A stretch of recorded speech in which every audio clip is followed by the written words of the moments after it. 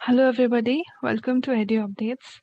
आज से हम लोग स्टार्ट करने वाले हैं एक सीरीज जो कि होगी 9th क्लास की एनसीईआरटी फॉर साइंस सब्जेक्ट। इसमें हम लोग क्या करेंगे, जितने भी चैप्टर्स हैं उनको in the form of small multiple choice questions में हम डिस्कस करेंगे। इससे क्या होगा, जितने भी क्वेश्चंस की फॉर्म में पूरा चैप्टर जो है रिवाइज हो जाएगा और ये बहुत ही क्विकली हो जाएगा।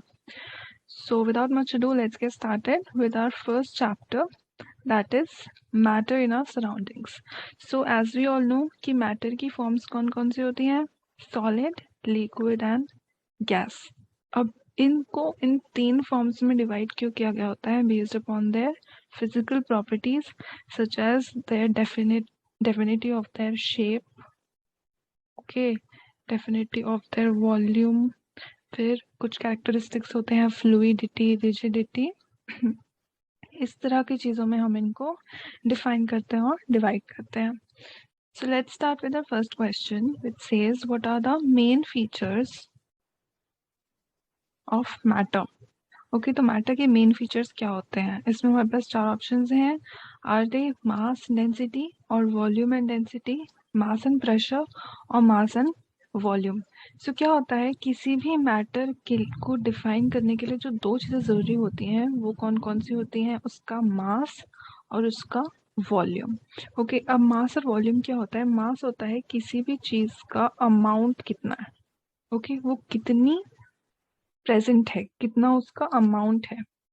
वॉल्यूम होता है उसकी ऑक्यूपेंसी। ऑक्यूपेंसी मतलब उसने कितनी जगह घेरी हुई है, ओके, उसे हम कहते हैं ऑक्यूपेंसी। और इन दोनों के रेशियो को हम कहते हैं density. Okay, so density is mass by volume. So because density is itself depending upon mass and volume, so we can't say that is the main feature of matter. इसलिए हम बोलते हैं मास एंड वॉल्यूम जो है वो main feature है matter के। Now moving towards the next question, it is which energy of matter is responsible for motion of matter। तो यहाँ पर जो की पॉइंट है वो क्या है? Motion of matter. अब इसको मैं आपको इस डायग्राम की हेल्प से समझाने की कोशिश करती हूँ। यहाँ पे हमें दो टाइप की एनर्जी दिख रही है, potential energy and kinetic energy. अब पोटेंशियल एनर्जी क्या होती है? कोई भी एनर्जी जो किसी चीज के मास और उसकी पोजीशन पे डिपेंड करती है। For example, this person is trying to kick this ball. Okay, अब इस पॉइंट तक कि कितनी एनर्जी से यहाँ तक पहुंचेगा, वो एनर्जी क्या होगी? स्टोर्ड फॉर्म में होगी। उसने अभी तक वो यूज तो नहीं की होगी। It would be in form of, it would be stored. Okay, तो यहाँ तक जो एनर्जी लेके वो आएगा that is known as the potential energy, कि वो कितनी एनर्जी से उस बॉल को किक कर सकता है। But at this point he has kicked the ball. अब जो उसने बॉल किक कर दी है तो क्या आ गया इस बॉल में? और उसमें एक मोशन आ गया है और एक स्पीड आ गई है। तो जब किसी मैटर की मास एंड स्पीड के साथ हम एसोसिएट कर देते हैं एनर्जी को, तो उसको हम कहते हैं काइनेटिक एनर्जी। ओके, सो जब मोशन की बात आती है तो हम क्या बोलते हैं? Kinetic energy. Potential energy is in stored form, वो मास और पोजीशन पे डिपेंड करती है। And kinetic energy is motion की फॉर्म में आ जाती है, वो मास एंड स्पीड की पे डिपेंड करती है। Potential on mass and position, sorry.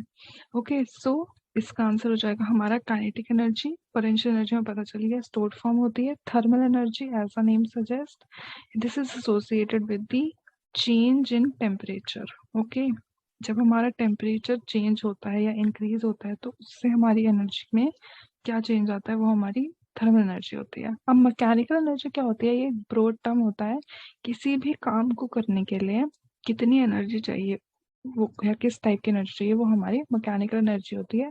और इसी के दो सब यूनिट्स होते हैं हमारी potential energy and kinetic energy. Okay, now the next question is what is the effect of rising temperature on kinetic energy। okay, तो हमारे यहाँ पे की पॉइंट क्या है कि राइज इन टेम्परेचर से काइनेटिक एनर्जी में क्या फर्क आता है। तो क्या होता है कि हमारे जो मैटर होता है उसके अंदर कुछ पार्टिकल्स होते हैं, जैसे कि हम यहाँ पे इस डायग्राम में अगर देखेंगे तो यहाँ पर ये बॉल्स जो है ये पार्टिकल्स को डिनोट कर रही हैं। तो क्या होता है, पार्टिकल्स के बीच में एक inter particle force of attraction होती है। Okay, interparticle force of attraction. अब ये क्या करती है, ये किसी भी मैटर को उसकी फॉर्म में रहने में हेल्प करती है, उसके मॉलिक्यूल्स या उसके पार्टिकल्स को, उनको आपस में जोड़ के रखती है। अब जब ये जोड़ के रखेगी तो क्या उनमें मोशन होगी, मोशन रिस्ट्रिक्टेड रहती है। ओके, हर मैटर की अलग टाइप की inter particle force of attraction होती है। सबसे ज्यादा सॉलिड में होती है, उससे कम लिक्विड में, और उससे कम गैसेस में। तो क्योंकि हम काइनेटिक एनर्जी की बात करें तो हम मोशन की बात करेंगे। तो हमने क्या बोला कि inter particle force of attraction जब ज्यादा होगी तो क्या होगा, मोशन कम होगी। मोशन कम होगी तो मतलब काइनेटिक एनर्जी कम होगी। जब हम हीट देते हैं तो क्या होता है, जैसा हम यहाँ पर देख रहे हैं, लोअर टेम्परेचर पे इन पार्टिकल्स की मूवमेंट कम है, हायर टेम्परेचर पे क्या हो रहा है, मूवमेंट बढ़ गई यहाँ पर। ठीक है, तो जब मूवमेंट बढ़ रही है क्या हो रहा है, टेम्परेचर बढ़ रहा है, इस वजह से मूवमेंट या मोशन बढ़ रहा है, और उस वजह से क्या होगा, जो हमारी energy which is associated with emotion वो भी बढ़ जाएगी। इसलिए kinetic energy will always increase जब भी टेम्परेचर इंक्रीज होगा, या हम ये भी कह सकते हैं अगर टेम्परेचर डिक्रीज होगा तो काइनेटिक एनर्जी डिक्रीज होगी। Next question is intermixing of different type of matter is known as. Okay, तो हमारे पास क्या है, यहाँ पर हम इंटरमिक्सिंग कर रहे हैं of different type of matter. For example, अगर हम शुगर को मिक्स कर रहे हैं इन वाटर, तो ये हम क्या कर रहे हैं, एक सॉलिड को हम एक लिक्विड में डिसॉल्व कर रहे हैं, तो इसको हम क्या बोलते हैं, diffusion. Okay, this is known as diffusion. A matter that has a definite volume but indefinite shape, I'm sure ये तो सभी को पता होगा। ओके, क्या हो रहा है, हम क्या बोल रहे हैं, डेफिनेट वॉल्यूम है बट इनडेफिनेट शेप है। वी ऑल नो गैस में क्या होता है, indefinite volume and indefinite shape. Solid में definite volume and definite shape, और लिक्विड में definite volume and indefinite shape. अब प्लाज्मा क्या है, this is the fourth form of matter जो हम आगे देखेंगे। Next question is very interesting question. A sponge is a solid, but it is compressible. Why? क्या है, हमने बोला solid की definite shape होती है। ओके, अब अगर इसकी shape definite है तो compressible कैसे है, और ये solid भी है। compressibility तो क्या होती है, मतलब हम उसका shape change कर सकते हैं। तो क्या है, इस डायग्राम में हम देखते हैं, सॉरी इस इमेज में हम देखते हैं, हमें क्या दिख रहे हैं यहाँ पे, हमें यहाँ पोर्स दिख रहे हैं। ओके, इन पोर्स में क्या ट्रैप्ड है, एयर। अब एयर क्या होती है, ये तो कंप्रेसिबल होती है, क्योंकि इसका कोई डेफिनेट शेप नहीं होता है। तो क्योंकि ये एक ऐसा सॉलिड है जिसमें टाइनी पोर्स होते हैं, जिसमें एयर होती है, तो उस एयर की प्रेजेंस की वजह से जो हमारा स्पॉन्ज है वो कंप्रेसिबल हो जाता है। So sponge has tiny pores and that is why it is compressible. Next is the property of a liquid that enables it to flow is known as. Okay, कौन सी प्रॉपर्टी लिक्विड को flow करने में help करती है, तो इससे मिलता जुलता नाम ही हमें वैसे यहाँ पर दिख रहा है, दैट इज फ्लूइडिटी। फ्लूइडिटी मतलब कोई चीज कितनी आसानी से फ्लो कर रही है। रिजिडिटी क्या होता है, फ्लूइडिटी का ऑपोजिट होता है। फ्लूइडिटी हम लिक्विड के उसमें भी कह सकते हैं और गैसेस में भी कह सकते हैं, बट स्टिल गैस कि फ्लूइडिटी नहीं कहते, हम उसको बोलते हैं डिफ्यूजन हो रहा है, इसलिए लिक्विडिटी को मेनली हम लिक्विड से एसोसिएट करते हैं या फिर फ्लूइडिटी को। नेक्स्ट इज रिजिडिटी, जो कि ऑपोजिट होता है फ्लूइडिटी। टर्बिडिटी क्या होती है, टर्बिडिटी किसी भी, इसको हम बोलते हैं cloudiness.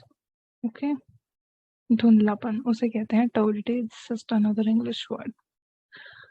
Okay, why is the rate of diffusion of liquids higher than that of solids? Okay, यहाँ पर क्या कैच है, rate of diffusion of liquids and solid को कंपेयर किया गया है और क्या बोला गया है कि रेट ऑफ डिफ्यूजन लिक्विड्स जो है वो सॉलिड से ज्यादा होता है। अब हमने डिफ्यूजन के बारे में क्या पढ़ा था, जब दो फॉर्म ऑफ मैटर जो है वो आपस में इंटरमिक्स होते हैं उनको हम क्या कहते हैं, डिफ्यूजन। अब इसमें जो एक चीज बहुत ही मेन पार्ट प्ले करती है वो होती है space between the particles of a matter. Okay तो एक मैटर के पार्टिकल्स के बीच में जितना स्पेस होगा उतना ही अच्छे से दूसरा मैटर उसमें डिफ्यूज हो पाएगा, ठीक है। Okay, making sense. तो हमारा पहला ऑप्शन क्या कह रहा है, solids have greater space between their particles and they are free to move, ये तो कंप्लीटली रॉन्ग है। Okay, liquids have greater space between their particles and they are free to move. Okay so क्योंकि liquid के particles के बीच में space ज्यादा होता है इसीलिए उसकी शेप भी इंडेफिनिट होती है और इसीलिए इसका रेट ऑफ डिफ्यूजन भी ज्यादा होता है, तो हमारा ये आंसर हो जाएगा। Okay next is expanded form of LPG and CNG. I am sure ये तो हमें पता ही होगा, it's not low petroleum gas and compound natural gas, it is not liquefied pressurized gas and compound natural gas. It is what is liquefied petroleum gas and compressed natural gas. Do not get confused in naturalized gas. It's not naturalized gas, it's compressed natural gas. Okay, so third is the right option. Next question is, a gas is said to fill a container completely and put pressure on the walls of the container. Why? एक gas को जब हम एक container में भर देते हैं तो हम ऐसा कहते हैं कि वो उसने उस कंटेनर को completely फिल कर दिया है। अब यहाँ क्या आता है, यहाँ पर भी वेरी लो इंटरमोलिक्यूलर या अभी हम इंटर पार्टिकल बोलते हैं, inter particle force of attraction comes into play. क्या होता है, गैसेस में बहुत ही लेस फोर्स ऑफ अट्रैक्शन होता है उसके पार्टिकल्स में, वो एक दूसरे से कम अट्रैक्टेड फील करते हैं, तो क्या होता है वो दूर दूर भागते हैं। ओके इस वजह से वो किसी भी कंटेनर में रहेंगे वो हमेशा एक दूसरे से दूर भागेंगे and they always strike the walls of the container. Okay so the first option says gas is highly fluid and has high force between the particles, तो ये तो गलत हो गया। Gas is very rigid matter, मैंने rigid क्या बताया था, it is opposite of fluidity, तो ये भी गलत है। और हाई फोर्स ऑफ अट्रैक्शन भी नहीं होता इनके बीच में। The particles of container put pressure on the gas, ये तो पॉसिबल ही नहीं है क्योंकि कंटेनर सॉलिड है। Okay next, the gas particles are free to move and have very low force of attraction between their particles, तो ये हमारा सही आंसर हो गया। Now the temperature at which a solid converts into liquid is known as, वो temperature जिसमें solid liquid में convert जाता है। अब यहाँ पर हमारे क्या हो जाती है, मैटर की इंटर कन्वर्जन का जो हमारा डायग्राम होता है। ओके तो जब भी सॉलिड लिक्विड में कन्वर्ट होता है उसको हम क्या कहते हैं, मेल्टिंग। तो जिस टेम्परेचर पे ये होता है उसको हम क्या बोलते हैं, melting point. Since we are it, हम सारे ही डिस्कस कर लेते हैं। जब भी सॉलिड गैस में कन्वर्ट होगा उसको हम क्या बोलेंगे, सब्लिमेशन। ओके और जब गैस सॉलिड में कन्वर्ट होगा तो उसे हम बोलते हैं डिपोजिशन, क्योंकि वो डिपॉजिट हो रहा है एक तरह से। जब लिक्विड सॉलिड में कन्वर्ट होता है we know it's known as freezing, और उस टेम्परेचर को हम क्या बोलते हैं, फ्रीजिंग पॉइंट। से एक और कंसेप्ट निकल के आता है जिसको हम आगे डिस्कस करेंगे। जब लिक्विड गैस में कन्वर्ट होता है we know it's known as boiling and temperature is known as boiling point. Okay and when gas goes back to the liquid state उसको हम क्या बोलते हैं, कंडेंसेशन, जिसका एग्जांपल क्या होता है, it's rain. Okay now melting of a solid into liquid is accompanied by, जब भी सॉलिड लिक्विड में कन्वर्ट होता है तो क्या होता है साथ में, increase in attractive force. No, हम क्या बोल रहे हैं, सॉलिड से लिक्विड जाता है, सॉलिड में सबसे ज्यादा इंटरमोलिकुलर इंटरैक्टिव फोर्सेस होती है, इंटरपार्टिकल फोर्स ऑफ अट्रैक्शन सबसे ज्यादा होती है सॉलिड में। तो जब वो लिक्विड में कन्वर्ट हो रहा है तो क्या वो अट्रैक्शंस बढ़ेंगी, never. Decrease in attractive forces between particles of solid, yes. No change, नहीं ऐसा नहीं होता, चेंज तो जरूर होगा। ठीक है तो क्या होता है, जो पार्टिकल्स के बीच अट्रैक्टिव फोर्सेस हैं वो डिक्रीज हो जाएंगी। Next, this is a very important question. The temperature of matter does not increase while transformation of state is taking place. For example, हमने ice ली, okay, हमने ice Lee, let's say we have got some ice, okay, इसको हमने room temperature पे रख दिया. पहले कहाँ था? फ्रिज में था, ओके, वहां पर टेम्परेचर क्या था? कम था. अब जब हम इसको रूम टेम्परेचर पे लाए तो हमने क्या कर दिया है? टेम्परेचर को बढ़ा दिया है. पर ये जो आइस है, हम देखेंगे जो इसका टेम्परेचर यहाँ पे था, ओके, फ्रिज में जो टेम्परेचर था, कुछ टाइम तक बाहर आके भी इसका टेम्परेचर उतना ही रहेगा जब तक इसकी मेल्टिंग स्टार्ट नहीं हो जाती, जब तक ये सॉलिड से लिक्विड में कन्वर्ट होना स्टार्ट नहीं हो जाता, तब तक इसका टेम्परेचर चेंज नहीं होता. Why is that so? Okay, heat is not absorbed by the matter. Matter heat absorb ही नहीं करता. ऐसा हो सकता है क्या? अगर वो एब्जॉर्ब ही नहीं करेगा तो कन्वर्ट कैसे करेगा? गलत. Heat is evolved after the change of state of matter is complete. Heat evolve हो जा रही है. No, does not make sense. Heat is used to overcome the force of interaction between the particles of the matter. Yes, this makes complete sense. क्या होता है? Solid में हमने क्या बोला है? फोर्स ऑफ अट्रैक्शन ज्यादा होती है.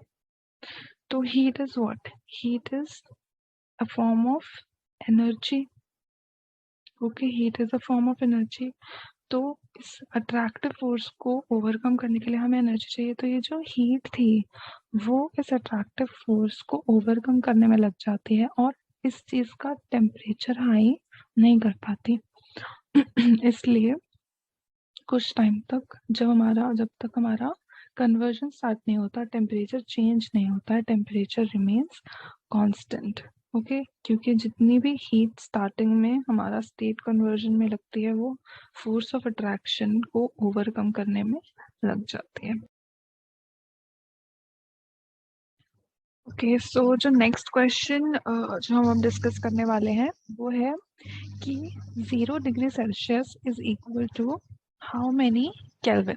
ओके, ये जो दोनों हैं, दोनों क्या होती हैं? डिग्री सेल्सियस, केल्विन, फ़ारेनहाइट, ये सब क्या होते हैं? टेम्परेचर की यूनिट्स होती हैं.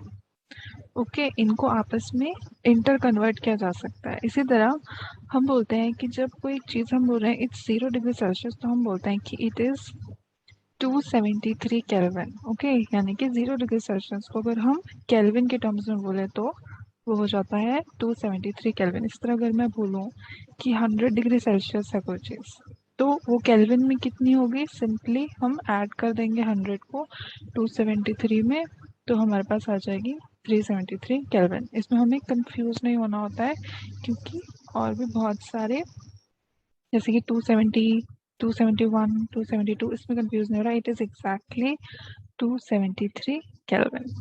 Okay, now the next question is the latent heat of dash is the heat required to change a unit amount of liquid into gas phase. Okay, यहाँ पर दो important terms हैं. First is latent heat and दूसरा किस चीज के लिए latent heat की हम बात कर रहे हैं? For the conversion of liquid into gas. तो जब भी liquid into gas होता है तो वो क्या होता है? It is known as vaporization और evaporation. के evaporation को ही हम बोलते हैं vaporization. अब latent heat of vaporization क्या होती है?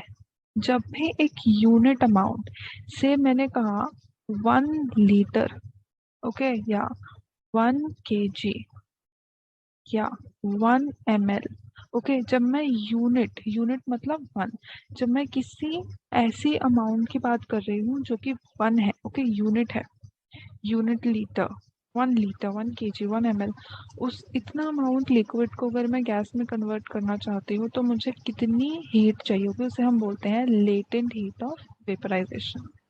ठीक है. Next, what factors will help in converting carbon dioxide into dry ice? Now, what is dry ice? It is solid carbon dioxide. Okay, ये solid carbon dioxide होती है और इसका temperature is extremely low. अगर हम इसको हाथ पे रखते हैं तो हमारी स्किन डैमेज भी हो जाती है, नेगेटिव्स में होता है इसका टेम्परेचर. ठीक है, तो अब हम क्या कर रहे हैं? हम कार्बन डाइऑक्साइड को जो कि गैस फेज में होती है उसको हम सॉलिड में कन्वर्ट कर रहे हैं. ठीक है, तो क्या कर सकते हैं हम, क्या हम टेम्परेचर हाई करें और प्रेशर हाई करें? टेम्परेचर हाई करने से तो क्या होगा, टेम्परेचर हाई करने से तो काइनेटिक एनर्जी बढ़ जाएगी पार्टिकल्स की, तो क्या वो सॉलिड में जाएंगे? कभी नहीं जाएंगे। Low temperature and high pressure, yes, this is the answer. क्या होगा, लो टेम्परेचर पे जाने से काइनेटिक एनर्जी डिक्रीज हो जाएगी, मूवमेंट ऑफ पार्टिकल्स कम हो जाएगी, उसकी वजह से क्या होगा, फोर्स ऑफ अट्रैक्शन बढ़ जाएगी। और दूसरी जो फैक्टर है जो हेल्प करेगा फोर्स ऑफ अट्रैक्शन को बढ़ाने में और गैस को सॉलिड में कन्वर्ट करने में, वो क्या होगा, हाई प्रेशर। जो हम किसी चीज़ के ऊपर प्रेशर लगाते हैं तो क्या होंगे, उसके मॉलिक्यूल्स पास पास आ जाएंगे, ओके, उसके पार्टिकल्स पास पास आ जाएंगे। Next, which factor does not facilitate the increase in rate of evaporation? Now, very important question. Evaporation, हमें पता है, it is liquid से गैस में कन्वर्ट होना मैटर का, उसे हम कहते हैं evaporation. Rate of evaporation मतलब कितनी तेजी से evaporation हो रही है। अब कुछ चीज़ों पर ये डिपेंड करता है, ठीक है। अब यहाँ पर क्या है, डज नॉट फैसिलिटेट, यानी कि रेट ऑफ इवेपोरेशन को इंक्रीज करने में कौन सी चीज हेल्प नहीं करती? पहला, इंक्रीज इन सरफेस एरिया। एक डायग्राम है यहाँ पर, ठीक है, इसकी हेल्प से हम समझने की कोशिश करते हैं। सरफेस एरिया को ये समझाता है। यहाँ पर हमने एक सॉसर में लिया हुआ है कुछ लिक्विड, और यहाँ पर वो सॉसर से बाहर आ गया है एक सरफेस पे, सरफेस एरिया यहाँ पर बढ़ गया उसका। इसकी वजह से क्या होगा, ये जो एरोज हैं ये दिखा रहे हैं इवेपोरेशन का रेट। यहाँ पर 2 ही एरोज है और यहाँ पर 3 एरोज है, यानी कि सरफेस एरिया बढ़ने से इवेपोरेशन का रेट बढ़ गया, यानी कि सरफेस एरिया इंक्रीज करने से इवेपोरेशन का रेट बढ़ जाता है। इसी तरह जब टेम्परेचर बढ़ता है तो भी इवेपोरेशन का रेट बढ़ जाता है, ठीक है, क्योंकि क्या होगा, मॉलिक्यूल्स की काइनेटिक एनर्जी बढ़ जाएगी, सिंपल, और पार्टिकल्स की एस्केपिंग टेंडेंसी बढ़ जाएगी, वो जल्दी से लिक्विड से गैस फेज में कन्वर्ट होते जाएंगे, उनके आपस की फोर्स ऑफ अट्रैक्शन कम होती जाएगी। Okay, now wind.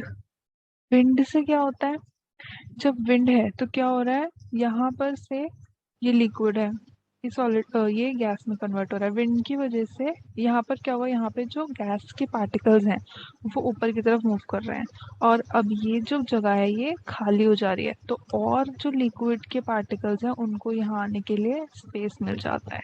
इस वजह से जब भी विंड की स्पीड बढ़ेगी तब तब इवेपोरेशन का रेट बढ़ेगा, ठीक है। इसका एक एग्जांपल क्या होता है कि विंडी डे पे हमारे कपड़े जल्दी सूख जाते हैं, ठीक है, वेरी, बहुत ही नॉर्मल सा। ऐसे सरफेस एरिया का एग्जांपल क्या है कि हम सॉसर में अगर कोई चीज़ ले रहे हैं गर्म तो वो जल्दी ठंडी हो जाती है क्योंकि इवेपोरेशन का रेट बढ़ जाता है। हॉट समर डे में कपड़े जल्दी सूख जाते हैं क्योंकि टेम्परेचर बढ़ रहा है तो इवेपोरेशन का रेट बढ़ जाएगा। ह्यूमिडिटी से क्या होता है, ह्यूमिडिटी मतलब कि हमने एक जगह पर जो पार्टिकल्स लिक्विड से गैस में कन्वर्ट हो रहे थे उनको ट्रैप कर दिया, क्या ये बाहर जा पाएंगे? नहीं। यहाँ पर हमने इसको खोल दिया तो अब ये आराम से ऊपर जा पाएंगे, तो हमने क्या किया, ह्यूमिडिटी को डिक्रीज कर दिया और उससे इवेपोरेशन बढ़ गई। यानी कि जब हम ह्यूमिडिटी बढ़ाते हैं तो इवेपोरेशन का रेट घट जाता है, ठीक है। तो यानी कौन सा फैक्टर जो है वो रेट ऑफ इवेपोरेशन के इंक्रीज होने में हेल्प नहीं करता, that is the increase in humidity. अगर ह्यूमिडिटी बढ़ेगी तो rate of evaporation नहीं बढ़ेगा। Next, this is the last question. It says, what are the fourth and fifth states of matter? इनको हम स्टडी ज़्यादा नहीं करते हैं, मेजर हमारे सॉलिड लिक्विड गैस ही होते हैं, लेकिन ये दो साइंटिफिकली डिस्कवर्ड अलग से स्टेट्स ऑफ मैटर हैं। ओके, ये क्या क्या है? These are plasma and Bose-Einstein condensate. Okay, plasma क्या होता है? Plasma is an ionised gas, ऐसी गैस जो आयनाइज्ड फॉर्म में है, यानी कि इसमें पॉजिटिव और नेगेटिव चार्जेस होते हैं। ये इस तरह का मैटर कहाँ होता है? स्टार्स में और सन में, क्योंकि आयनाइज्ड गैस को गैस का जब टेम्परेचर बढ़ता है तो इट ग्लोज. तो what we see glowing the stars and sun is what is the plasma. Okay, next is what? Next is Bose Einstein condensate. ये दो साइंटिस्ट के नाम पर ये पार्टिकल को रखा गया है जिनकी स्टडी के बेसिस पर ये पार्टिकल डिस्कवर हुआ था.